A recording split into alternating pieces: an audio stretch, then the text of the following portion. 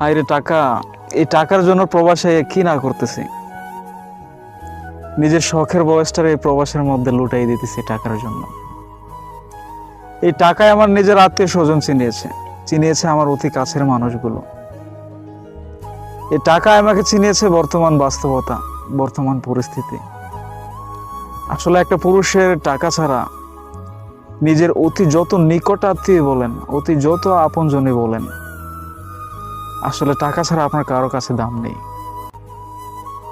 আপনার টাকা আছে, সবার কাছে আপনার মূল্য আছে। নিজের মা, বাবা, ভাই, আপনার অতি নিকট আত্মীয় যারা আছে সবার কাছে আপনার মূল্য আছে। দেখবেন আপনি অনেক টাকা কামিয়ে গিয়েছেন দেশের মধ্যে, যে লোকটা আপনাকে কখনো চিনেনি, দেখেও নেই, সেই লোকটাও কিন্তু আপনাকে জিজ্ঞেস করবে কেমন আছিস, কবে এসেছিস। কিন্তু টাকা ছাড়া যান, তখন নিজের পরিচয়টা তুলে ধরতে